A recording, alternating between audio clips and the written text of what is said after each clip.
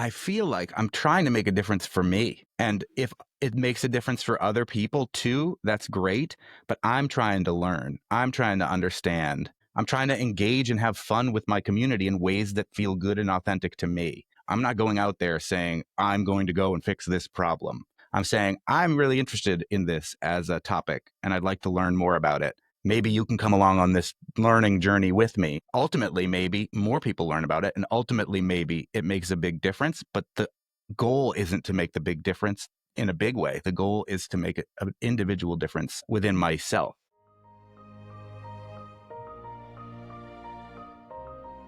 Hello, friends. Welcome back to another episode of To Hum is Human, the podcast where we explore the transformative power of tuning into our intuition to express our passionate purpose. I'm your host, Donnabelle, and I'm so happy you're joining us today. I think you're going to love this episode because we will explore intuition in action, stories of inspired impact.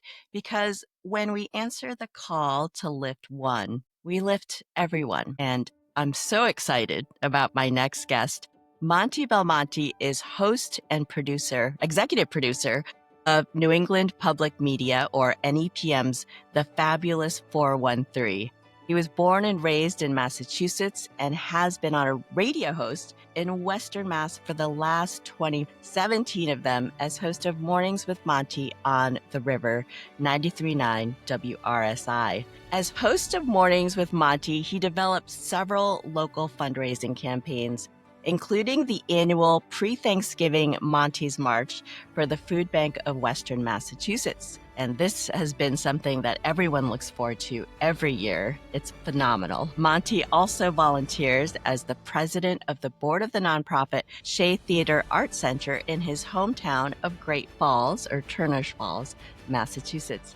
He's married to Smith College Spanish lecturer Melissa Belmonte and has 3 incredible creative kids, Atticus, Enzo, and Pax. Welcome, Monty. Thanks so much for having me, Donnabelle. Oh my gosh, it was just a no-brainer when I decided to start this podcast.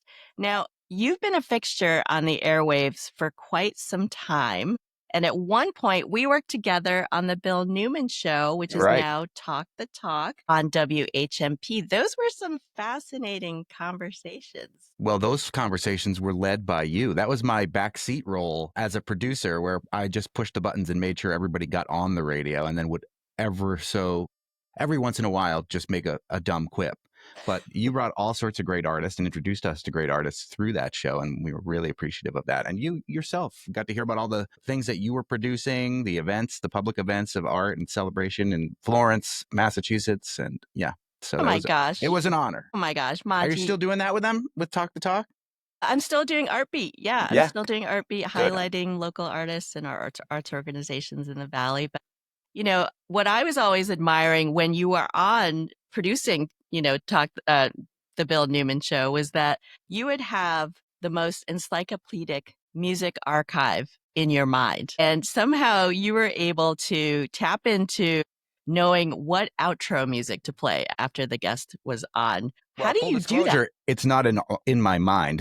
The Rivers Music Library, which I had access to in the WHMP studios, I would sometimes just be like, all right, I'm going to search for a keyword here and then find it. I mean, I do know a decent chunk about music, but I was assisted with a simple search function on the library of the Rivers database. Yeah, well, you're very modest, but there is definitely incredible connection between the song that you would choose right after the show, because you could pick any song, but really it was quite brilliant. I try.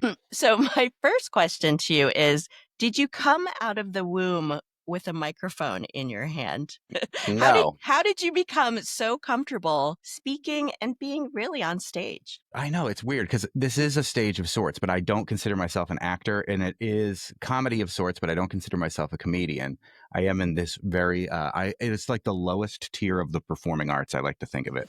Radio. They're like people that are like do all these amazing, they're classical, like Juilliard trained performers and stage actors and blah, blah, and then the radio host.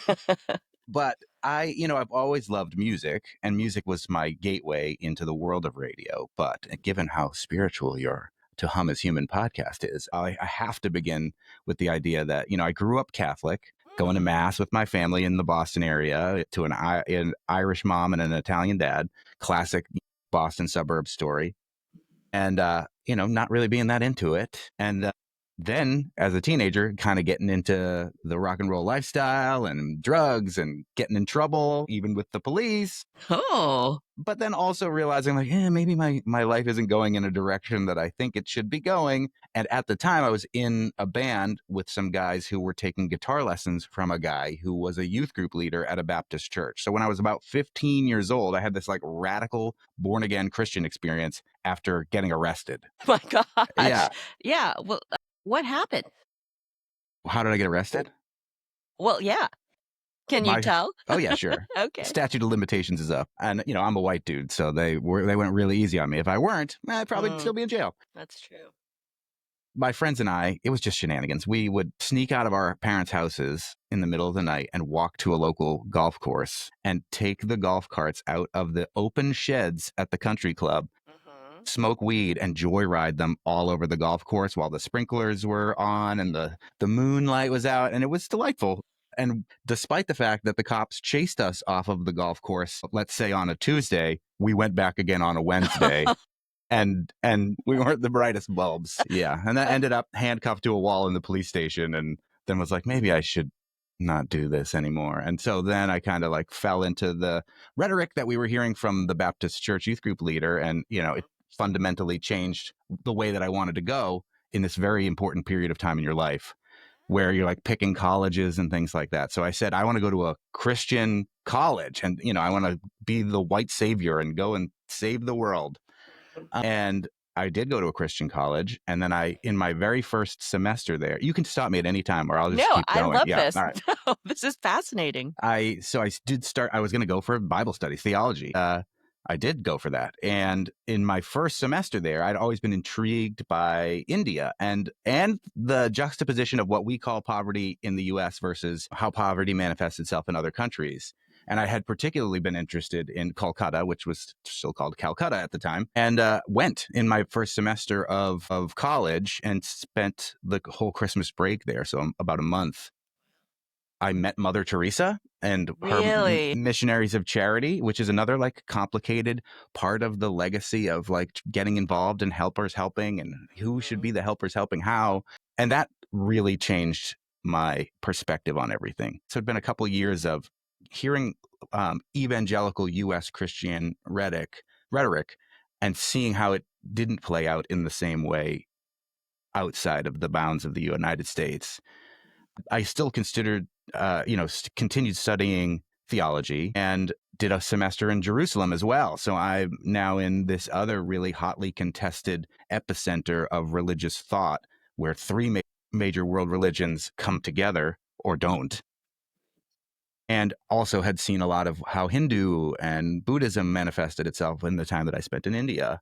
And basically came away from all of that saying, I don't think anybody has the entire truth. And I think that theology and being in the church or a pastor of some sort is not my future. The woman who is now my mother-in-law, who at the time was only my girlfriend's mom, said when she knew I was having this mid-college crisis, well, you're pretty good at talking and you love music. Maybe you should go on the radio. So a very long story short is my mother-in-law said I should do it. And I did. Really? Yeah. I mean, but you have this sort of facility, I have to say, because everyone can try to go on radio, but there's a certain facility you have with connecting with people. And that didn't just come from someone telling you to go on radio. I mean, there had to be something about you just being comfortable within your own self, right? There's got to be something. I guess to a certain extent, I think that I don't remember if there was a particular moment, but I will have to credit somebody who many people find controversial. Howard Stern was, as a kid listening to Howard Stern, he was not the radio host who was going to be talking like this and playing the hits. He would have these very honest conversations and sometimes inappropriate conversations due to how radical his honesty was. He would go to places other people wouldn't go. And to me, that it felt more authentic to ask the questions that people really want to know the answer to, and to just be yourself and not put on a radio voice or anything like that. And I think the origin story of just trying to be a conversationalist kind of comes from there, that I wasn't going to put on any airs. Fascinating. Howard Stern. I would never have thought that, but If you ask Ira Glass from This American Life, he'd tell you the exact same thing. I mean, when someone is sort of speaks their truth in a way that you're not quite used to hearing, of course it's going to demand attention Yeah. and a way to sort of make you think about things and how things are presented. So, yeah, I could see that. I could definitely see that. I'm curious about role playing for you. Mm-hmm. Because and creative expression really, because there's a lot of what you do, just even in your dress, like right now you're wearing a fabulous shirt with this gorgeous oh my goodness, look at the sneakers. These are Nike Air Max Atmos 1 Safari Pack. So they're Nikes that have different animal print, like 1, 2, 3, 4, like 5 different animal prints on them. I found them Wow, in a thrift store, despite the fact that they were like $300 sneakers out of the box. that's crazy. And then paired with a beautiful sort of floral, is that Yeah, it's just a little roses. roses all over your shirt? So there's something about creative expression in things that you do. And I'm curious about that. Like, I know you wear costumes often. Yeah. Like, there is this sort of theatricality about how you sort of bring your message. Yeah, I always have kind of had a penchant for the fabulous when it comes to clothing and things like that. When I had hair, I had long blonde hair down past my Wow. shoulders that I'd sometimes dye purple. And, so I loved all these big, bright colors. A lot of that has to do with Prince. Mm. I like fell in love with Prince and the color purple from the Batman movie in the late 80s. And then also, I always like felt more drawn to the clothes in the women's section. So, Hmm. because they were Hmm. just more colorful, more vibrant, more Yeah. fun. And it's, the whole gender as a construct thing is something that I firmly believe in. We were just looking through my wife's grandfather's clothing, and it's all these like little dresses for babies. And I'm like, see, this is a gender construct. You know what I mean? This Really? in the Yeah. early part of the 20th century, they'd be putting these hardcore boys until they were 4 or 5 years old in literal dresses. So if I want to wear a literal dress now and again, I'm going to. Yeah. Well, I think that's sort of the rebel in you. I feel that has been sort of this feisty sort of instigator type awareness that you have to sort of shake things up. And I feel like over the years, like, how do you find? Well, we'll talk about that specifically with a lot of your philanthropic work. But there's something about ways in which to really help people think outside of themselves in new and creative ways. Yeah, I don't really know how to describe it. And it doesn't feel like rebellion to me. It just feels, again, like authenticity. It just feels like I'm not necessarily doing it because it feels like a rebellious act. I'm doing it because it feels like an authentic act. It feels like it's going to be fun for me. So this food bank march that you mentioned, I love the Broadway musical Wicked, and I knew the movie was coming out the weekend before the food bank march. And I thought, wouldn't it be fun to be both of the witches of Wicked, one on one day of the march and one on the other day of the march? And I happened to know the Broadway makeup designer who designed the Broadway stage show for Wicked, Joe Delude II, shameless plug. Mm. If there was a Tony for Broadway makeup, he would have won 10 by now, but there isn't, which is a crime. Ugh. But he taught me how to do all of the Elphaba and Glinda makeup and stuff. So, but then, I didn't do it as a rebellious act necessarily. I did it because I love that musical, and I knew the guy who did the makeup, and I knew it would be fun. And I knew I could bring in a fabric hoarding organization, for lack of a better word, that loves to repurpose old fabric and make things out of it. So they made my dresses out of reclaimed fabrics and things. But while I was on that march, there was, a male presenting person who said specifically to me, "Thank you for normalizing putting on dresses whenever you want." And I was like, yeah, I wasn't aiming for that, but I totally appreciate that you feel emboldened to do that now if you want to do that. Right. Right. Well, I think a lot of what you're speaking about is the sense of authenticity and sort of how you project that out into the world and how, take it or leave it in some way. I think probably the word rebellious was not the word I was going for because I'm someone who likes to sort of think outside of the box and sort of help people understand that there are many perspectives to look at a particular subject.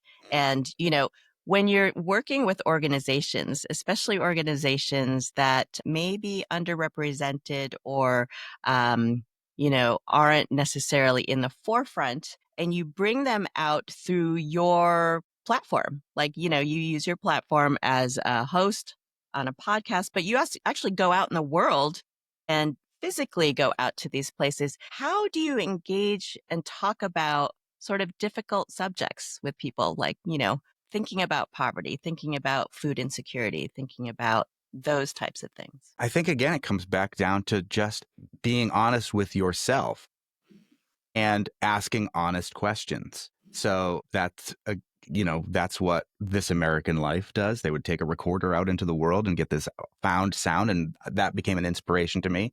It goes back to the Stern again, where he may be asking the more salacious questions at a certain time, but I think as he's evolved, even he realizes that radical authenticity and getting to the heart of a matter, it can be the most engaging style of communication for listeners and for the communicator. Like, it's more fun for me to go into a situation as authentic. Like, the only true wisdom is in knowing that you know nothing, is what I stole from Bill and Ted's Excellent Adventure.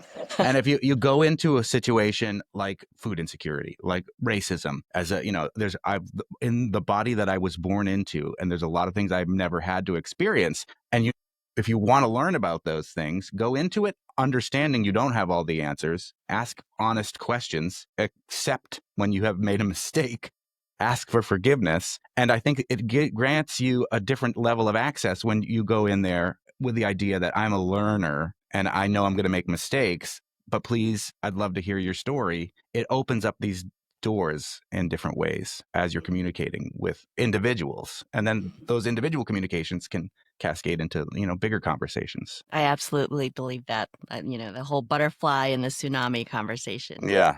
And people, when they feel like, I'm just one person, I can't really make that much of a difference. And I see you, and it's just like, you're one person and you're making an incredible difference in your community. What do you say to people like that who have that sort of mindset? Well, I feel like I'm trying to make a difference for me. And if it makes a difference for other people too, that's great.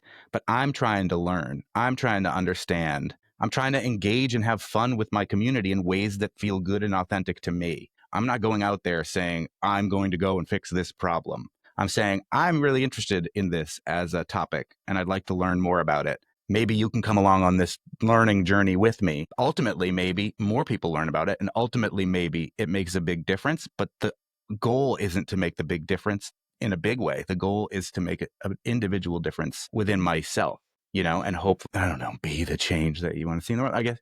But I mean, there's some truth to that idea that, like, if I can change my own heart and mind and just be a authentic witness to that, maybe other people will want to learn too, So that's so beautiful. And I find that's a beautiful way of stating it. And if someone were saying, having this sort of uncertainty about ways in which they themselves can impact, it really sort of does start with yourself. Yeah. You got to have a little self-love first before you can actually bring more of that into the world. And what I love is that you have this incredible curiosity.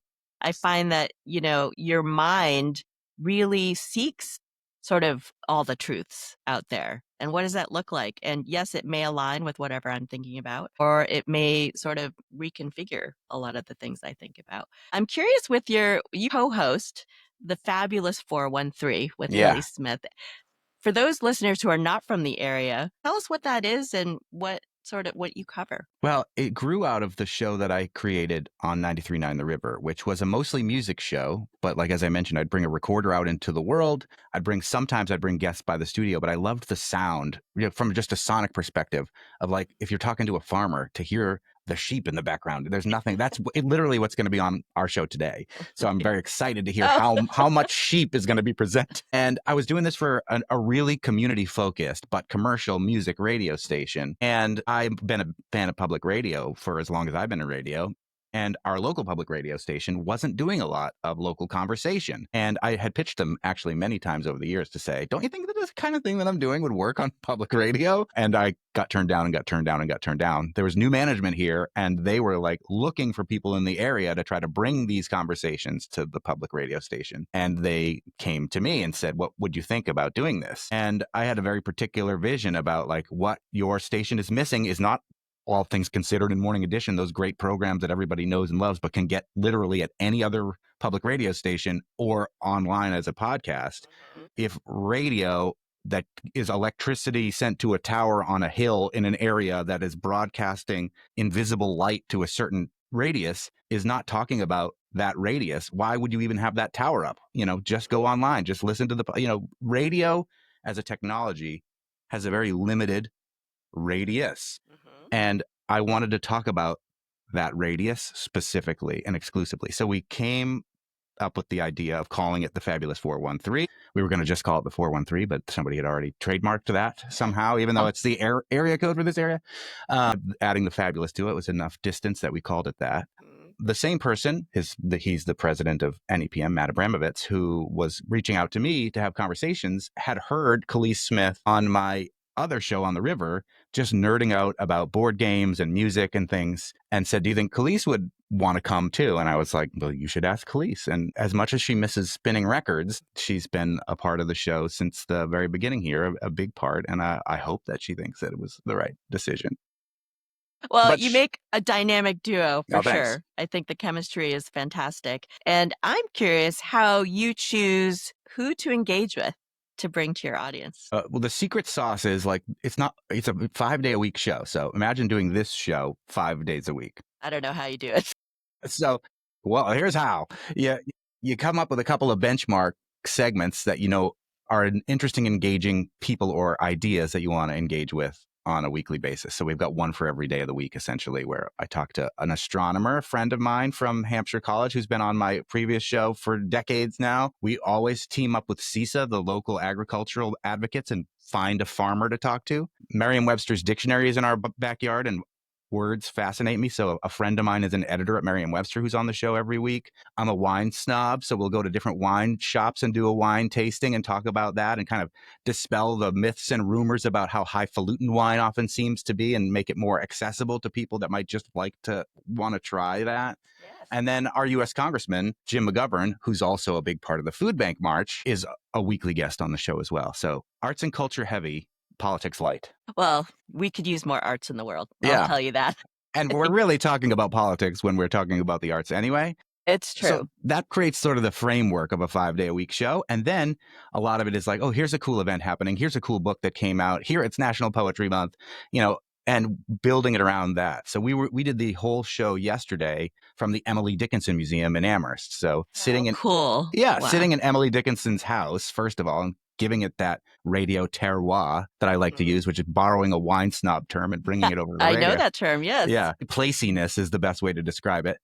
But, to do a broadcast from Emily Dickinson's house, talking about the history of Emily Dickinson and her work with contemporary poets from the area, while you hear a lonesome train whistle in the background going by, and then reading a poem that Emily Dickinson wrote about how her dad brought the trains to Amherst. And it really creates this magical sense of place. None of that was explicitly planned other than it's National Poetry Month. We're going to the Emily Dickinson Museum and here are the poets. There's a train station.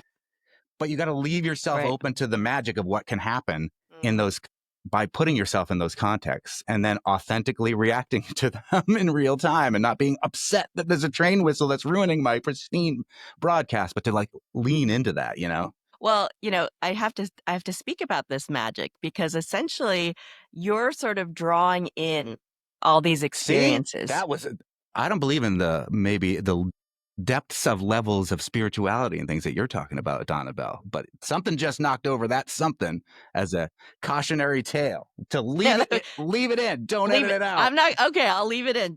Thanks for that inspiration, because I'd be like, oh, I'll mute that. Yep.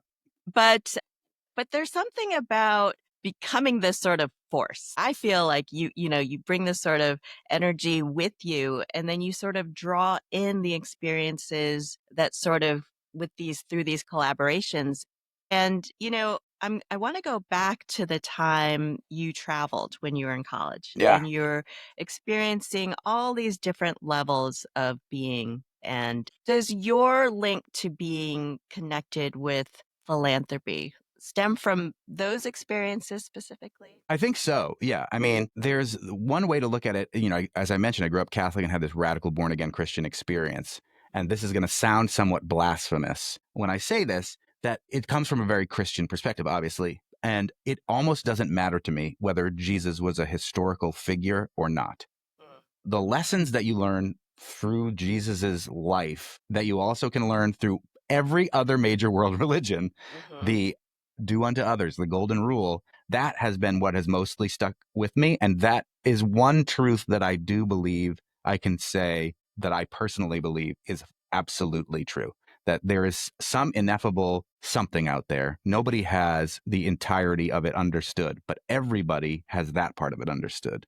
So I go into everything kind of with that mentality that these acts of love towards our neighbor is what drives all of it. And I did learn that through both my religious upbringing, but also seeing that work in action in travel. You know, I went to Jerusalem with all of this perspective about pro-Israel and the Palestinians are bad. When I lived in Jerusalem, almost all I did was hang out with Palestinians, and they would take me to their homes, and I would go to Gaza, and I would go to the West Bank, or I'd go to the East Jerusalem and see how even that one city was so divided. And it became very clear that the rhetoric I was being taught was not real in real people's lives. That being said, the only time anyone has ever thrown a rock at me, it was a child who's a part of Hamas. And the only time I've ever been stopped and frisked by a police officer, it was the Israeli Defense Force. There's so much tension. And yet at the same time, underneath all of that, there is this real humanity. There is this real love that I wish we could figure out how to tap into. And I will keep trying. You know, that's sort of the goal, I guess. That's the sort Yeah. of the life mission. Well, and it's interesting because sort of walking in their shoes in a lot of ways makes me think about Monty's March. And well, you know, it's kind of interesting.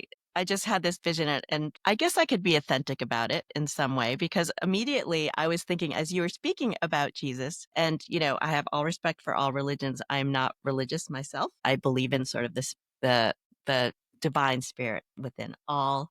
But there's something about as he was parading through with the cross and through, this is so strange, but I just saw the vision of you walking around with the grocery cart. And I know there are no parallels to that, but that was just an interesting segue when you're talking about that vision came to my mind.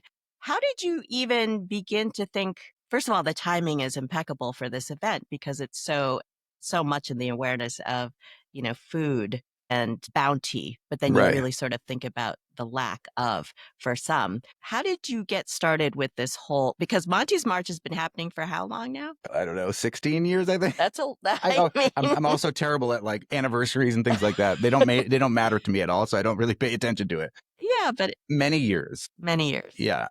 It started, first of all, the Stations of the Cross and Jesus carrying the cross is very different in my perspective. Yes, and that's why I said I just wanted to mention that. But yes, I appreciate you leaning into your radical authenticity about wanting to say that. I love it. Is a ridiculous publicity stunt that people that I know that do this work of food justice day in and day out have asked me to stop calling a ridiculous publicity stunt because they do believe it has had an impact. And that makes me feel really honored and humbled. I was doing another ridiculous publicity stunt for another great organization called the Cancer Connection in Florence, which helps people kind of emotionally navigate through what it's like to go with cancer while at the same time receiving medical treatment, all for free. And I would camp out in the cold in the middle of downtown Northampton and wouldn't leave this downtown courthouse lawn until we raised X amount of dollars for the Cancer Connection. That went on for over 10 years. People started camping out with me over the years and went from trying to raise $5,000 in year one to raising over $100,000 in the last year. Incredible. We were also doing a fundraiser for the food bank where we would put a shopping cart out in front of Whole Foods and ask people to put in cans. It wasn't a fundraiser. It was a food drive. And the people from the food bank, I think being somewhat jealous of the success of the Cancer Connection campout, said, if we did a fund drive, we could actually, you know, you're going to pay $3 for a can of pinto beans at Whole Foods. But if we got $3, we can go buy a whole pallet of scratch and dent pinto beans that fell off a truck, and we have the capacity to warehouse it. If you really care about this issue, would you consider a fund drive rather than a food drive? And it was a very great argument and, you know, makes total sense to me. Like, can drives are great. They feel good. You can be interactive. And yet that $3 I spent at Whole Foods, if I gave it right to the food bank, they can do so much more with it. So we brainstormed about what it could be because I thought another ridiculous publicity stunt might work. They said, what if you took that shopping cart that was parked in front of Whole Foods and pushed it like door to door in downtown Northampton and asked like the local businesses to make contributions? And I said, what if I took that shopping cart and pushed it from Northampton all the way to Greenfield, 26 miles away, and do like a marathon? And that was the aha moment. Oh Light my bulb went off and we were all like, let's do it. And the first year was the same thing where it was like, let's try to raise $5,000. It was just me and like the guy driving the radio station van. And when the sun went down, another like salesman, holding a flashlight out in front of me so I didn't get hit by a car. And it's now grown into this huge event. How much do you raise now? We raised over $600,000 this last year. My Yeah. So gosh. it is stupid, but great. I mean, and it's not all from individual contributions. There's a lot of businesses that have stepped up their support. There's a lot of people and businesses that incentivize other giving by putting up challenge donations and things like that. So yeah. And that grew out of the river. And then HMP, the station that you are on, it's also a big booster of it. But the fact that the public radio station, I basically said, I'm going to do this march one way or the other. You can either help participate in it too, or I'm going to keep doing it with my old buddies here. And it's been another, amazing opportunity for competing medias to come together for a good cause. Well, and what I love too is it's also engaging for the community in real life. Like people march with you. You're not out there alone anymore. No. You have trails of people walking with you. It's great. I mean, and first of all, it's, the physicality, because it's grown from just 26 miles from Northampton to Greenfield to 43 miles over 2 days from Springfield, where I am now at NEPM, to Northampton on day one and Northampton to Greenfield on day two. And the reason that I wanted to expand it is because the more I learned about food insecurity, the more I learned about how the greatest need was in these urban areas, Springfield, Chicopee, Holyoke, which we all go through. And as you know, Donnabelle, if you live north of the so-called Tofu Curtain, the Holyoke Range, there's a lot of affluence and a lot of, let's just say it, affluent whiteness and well-intentioned affluent liberal whiteness north of the Tofu Curtain, while in literal walking distance south of the Tofu Curtain, there's people of all different backgrounds that are suffering to a much greater level of issues of food insecurity than they are just 25 miles north. So it was an opportunity to, that entire time we are walking, to be talking and listening about these issues while raising money and while doing a ridiculous publicity stunt, while dressed up as one of the witches from Wicked.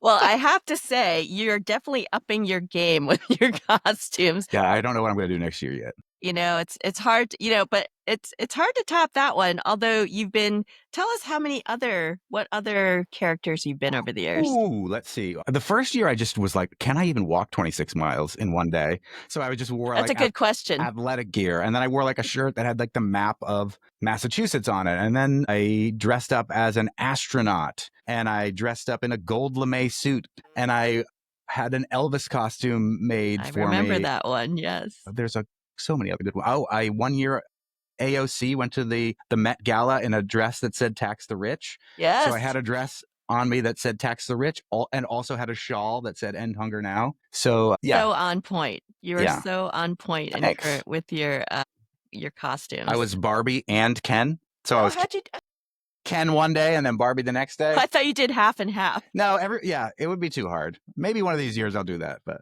well, you're lucky it's like November, so you can actually put on a lot of clothing. If this was in the summer, that would definitely be quite a challenge for you to have. Well, when I was at Elphaba, when I was Glinda and when I was Barbie, I did not have on a lot of clothing. So it was also cold, but you're moving. Well, that's true. You're moving. True. So yeah. That's true. So what's next for you? Is there anything on the horizon that you're particularly excited about? Aside from your daily work, working with communities. Yeah. I'm not one of those people that's like, what's my 5-year plan?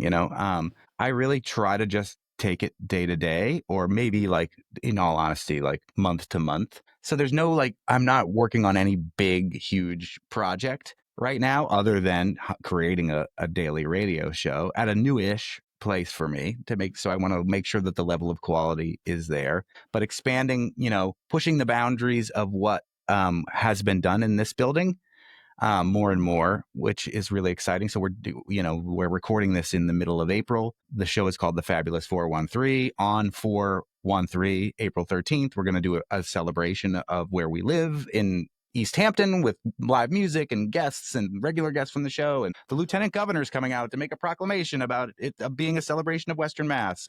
I mean, we're living in an era where everything is feeling like it's spiraling out of people's bounds of understanding. And what I'm trying to use the show to do is to create a force where people can still feel like they can be with one another and build community together in a small place, because who knows what's going to happen in the state and especially within the country. So let's circle the wagons around each other here in Western Massachusetts and hear about all the good things that we're doing here. I've also said many times that another of my big heroes is Mr. Rogers, where Yes. his, kind of radical love and acceptance would talk about these really big and important issues. And then he would also go like visit a crayon factory to learn how crayons are made. And also like go hang out with Yo-Yo Ma and hear some beautiful music. So those touchstones and his mentality, it permeates everything we do here.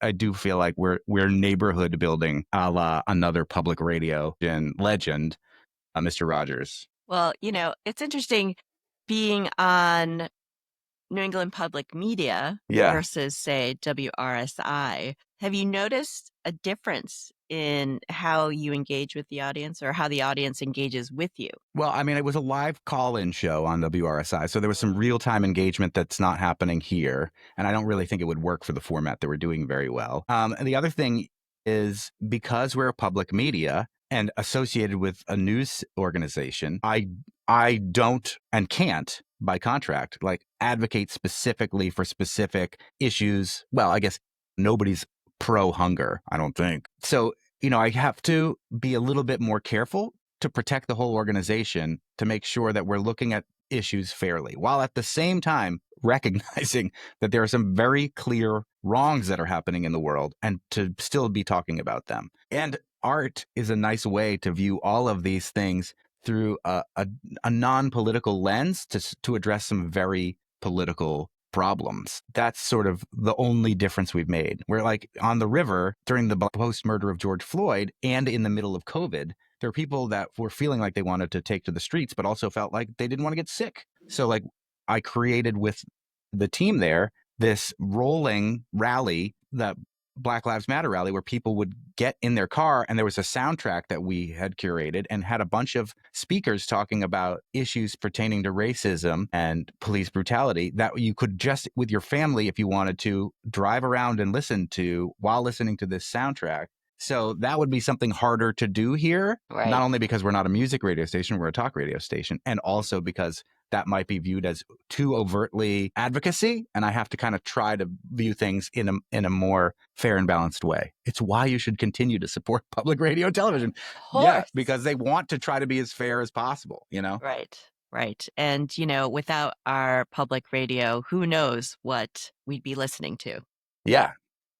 Exactly. And I feel like also too, and I'm sure you believe this too, but the arts really have this unique ability to foster social change in ways that other platforms may necessarily have struggled with. And the interesting thing is they're cutting funding for the arts. And so, that's a whole other conversation at this point. But it's why when there's these huge fascist political movements, that it's often the artists and the poets that they come for very early on, because they add the inspiration, they bolster the spirit of the people that are advocating for change. So if you take away that hope and joy at the beginning, it's a lot easier to enact your agenda. my gosh. Right. Well, as long as there are people like you out in the world, which is why I always like to highlight the lights in the world who really bring about the beauty of our humanity, how we are all connected in ways that are special and unique, but essentially we're all the same and we kind of have to look out for each other. Yeah. And when you are in a place of privilege where you have a platform to sort of spread that in a way that's so impactful, it's a beautiful thing. And I'm so thankful that you came here to talk to me today about the work that you do. It's so inspiring. And I just love talking to you because you're so funny and you make this whole thing easy. And the fact that you do this 5 days a week is incredible. What do you do on your off days? Kung Fu. Do you Yeah. Really? Are Yeah. you studying? Oh, yeah. Oh, yeah? I go 3 days a week. It is it's my new religion, I guess. I mean, I tell everybody I'm a devout agnostic, but I do believe in what you were saying, where there is this interconnected humanity, that we are made of star stuff and we're all the same stuff. And yet things can get so chaotic in the busyness of daily life. And also, I hate exercise. So if I Same. can be training the mind and the body at the same time, I can trick myself into believing I'm not exercising. And Mm. so that's become a really, fun thing. And then I'm at the Shea volunteering a lot. But then again, that's just me taking in more art. It's me. I'm a consumer. I'm trying to consume all of the goodness that the universe has to offer us, because I Yeah. know our time here is limited. So I literally get angry every night when I have to go to bed because I hate sleep. I feel Oh, like it is a flaw in the design, that we should just be able to experience all of the wonder all of the time. And I feel ripped off when I'm like, oh, I'm I going to have be to go to sleeping for sleep. 8 hours. Come on. Well, briefly, I would love to know your connection with the Shea, because I know they're in your hometown. I Yeah. understand that. But what do you love about the Shea? Well, it started because my kids were in a Shakespeare program where they were learning, doing full uncut works of Shakespeare. And there was a board that was running this tiny little gem of a theater, and the board was not going to continue. And my kids' program still wanted to use that as their home base. It was convenient for us as parents because it was 1 mile from our house as opposed to having to drive them wherever. And because I was connected with so many other people in the arts, it was actually the Northampton Center for the Arts director at the time, Penny Burke, who was like, hey, we're moving our building. We don't have anything to do. The Shea needs a board. You should form it and we're going to help you. And I was like, oh, fine. So that's how it I love that started. they just tell you, and you're like, Yeah, okay. when Penny Burke tells you what to do, you do it. So we did do it, and I got together a great group of people that many of whom are still very much involved, if not on the board. And yeah, and it's really just using this theater as a place where, if you can imagine how this theater can be used, we want to help enable that.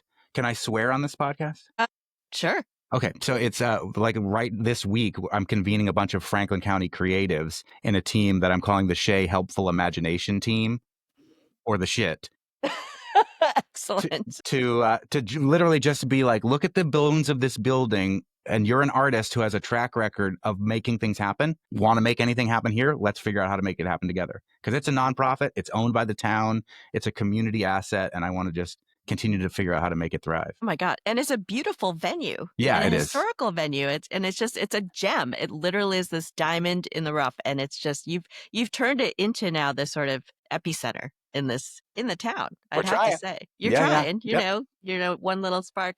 Well, as we close today, is there anything particular you would love to say to to help encourage people to kind of be thinking about the bigger picture? I don't know how to encourage people or inspire people to do it, other than to just to do it myself and hope that I'm doing it in a way that feels inspirational to other people. But I like to say that, like, I don't feel like this comes from within me. I like to think of myself as a mirror, that, there's so much goodness around us, that, given the platform that I am so lucky to have, if I can be the biggest mirror I can to shine what else and reflect what else is going on to everyone else, then maybe their mirror will reflect it, and it'll be this incredible, like, series of light, these little lights of ours, shining and reflecting all over the place. The other thing I love to say, and it's almost cliche at this point because I say it so frequently, but, when you come into a radio studio,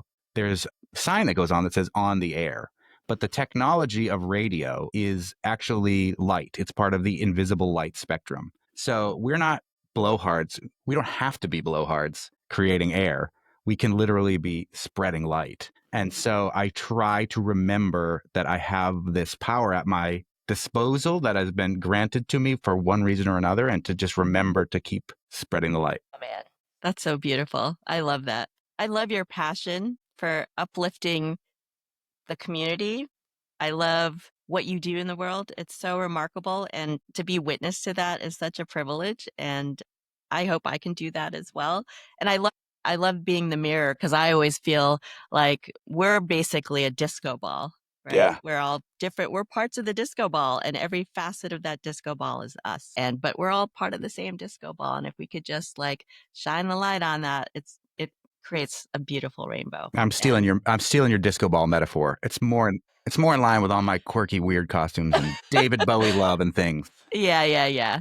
I actually got that from my teacher when she said, life, L-I-F-E, is love in full expression. Love And it. the disco ball is where it's at. That's where I go by. But anyway, I appreciate you and I appreciate you being on the show. Monte Belmonte, thank you for joining us today and just sharing the love. Thank you for welcoming me here, Donnabelle. It's been great. Thanks for being here. I hope something from today's conversation stayed with you or gave you a new way to look at things. That awareness, that pause, that's where things start to shift. If you enjoyed this episode, please subscribe, leave a review, or share it with someone who might need it. You can learn more about my work and what's coming up at sonorouslight.com, and you can follow me on Instagram at @tohumIsHuman. Until next time, keep humming.